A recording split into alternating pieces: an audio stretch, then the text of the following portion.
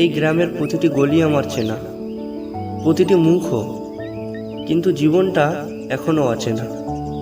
প্রতিদিন সকালে বের হই, হয়তো আজ কিছু একটা বদলাবে, কোনো খবরে কাজ জুটবে, কোনো মুখে ভালোবাসা মিলবে, কিংবা কোনো পুরনো কিছু নতুন করে পথ দেখাবে। জানি না কিসের খোঁজে হাঁটছি, কিন্তু জানি থেমে গেলেই হারিয়ে যাব।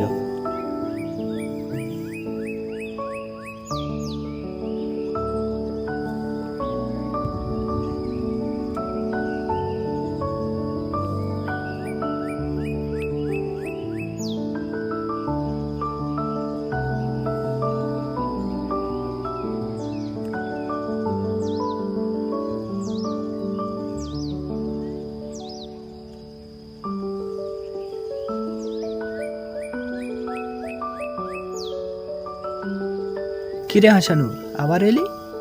কিছু তো খালি নেই ভাই, চাকরি তো দূরের কথা। জানি চাচা, কিন্তু একটু বসতে তো দাও, বইপত্র ঘাঁটতে ভালো লাগে। ঠিক আছে ঠিক আছে, বস।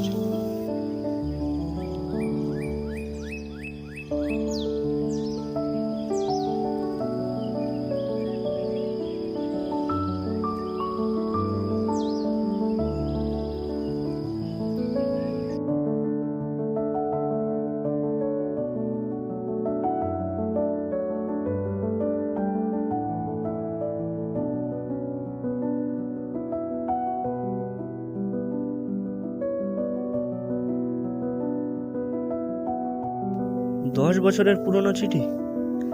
যদি তুমি এটি খুঁজে পাও, অনুগ্রহ করে গন্তব্যে পৌঁছে দিও। একটি পরিবারের ভবিষ্যতের উপর নির্ভর করছে। 10 বছরের পুরনো চিঠি? এই ঠিকানায় এখন কে থাকে চাচা? জানি না রে, এখানে এরকম বহু চিঠি পড়ে থাকে। তাহলে চাচা এটি আমি নিয়ে যাই, একটি পরিবারের ভবিষ্যতের উপর নির্ভর করছে।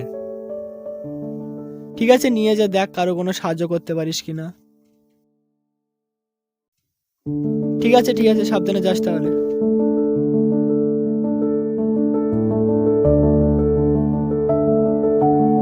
বলছি ভাই, এই রিয়াজ নামে কাউকে চেনেন? হ্যাঁ, এই নাম শুনেছি, মনে হয় অনেক বছর আগে।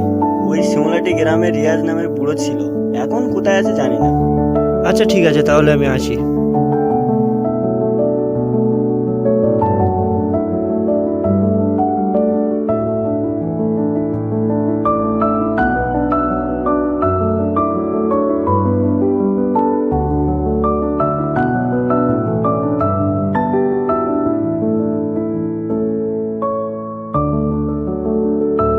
যেভাবে হোক এই চিঠিটি তার পরিবারের কাছে পাঠিয়ে দিতেই হবে।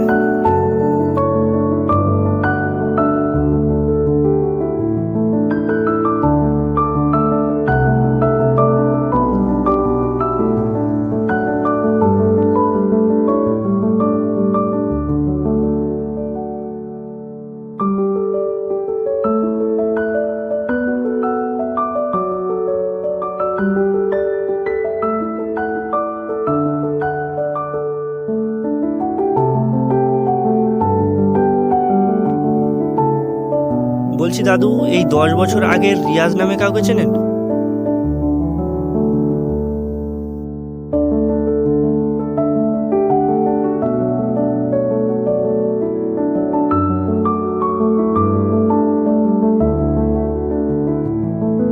রিয়াজ খান? হ্যাঁ হ্যাঁ, ওর ছেলে বিদেশে কাজ করতে গিয়েছিল, তারপর আর কোনো খবর নেই। এখন কোথায় থাকে একটু বলতে পারবেন? ওই পাশের গ্রামে একটি কুড়ি ঘরে থাকে। ঠিক আছে দাদু, তাহলে আমি আসি।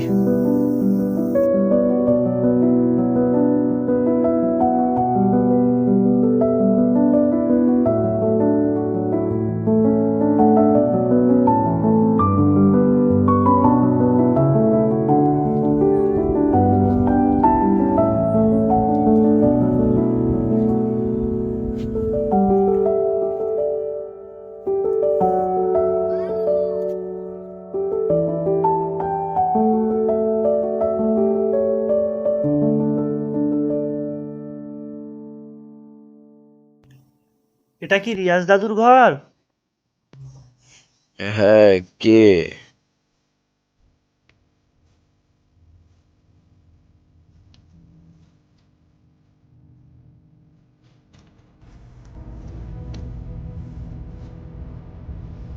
হ্যাঁ, কে বাবা? আপনার নামে একটা চিঠি পেয়েছি পোস্ট অফিসে, খুব পুরনো, 10 বছরের বেশিও হতে পারে।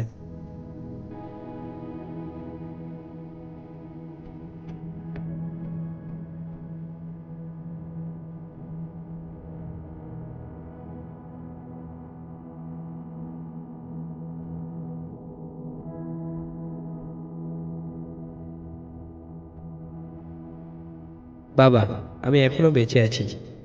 তোমার থেকে আলাদা হয়ে গেছি, কিন্তু এখনো ভালো আছি। চাকরি পেয়েছি, খুব শিগগিরই ফিরবো। তোমার দোয়া নিন, নিচে ঠিকানা দিলাম।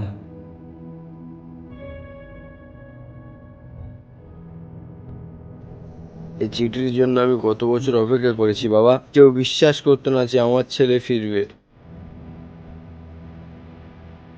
কারো মুখে হাসি ফোটাতে পারলে তাতেই জীবনের আসল সুখ লুকিয়ে আছে। সাহায্য করা শুধু দায়িত্ব নয়, এক ধরনের আনন্দ।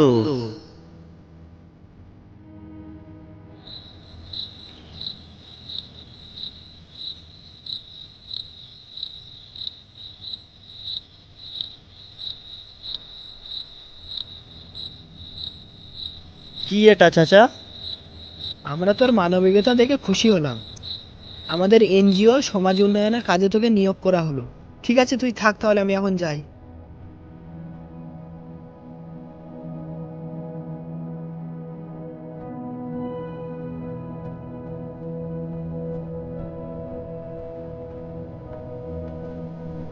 ভালো কাজ কখনোই বৃথা যায় না, সময় হলে সবই ফিরে আসে।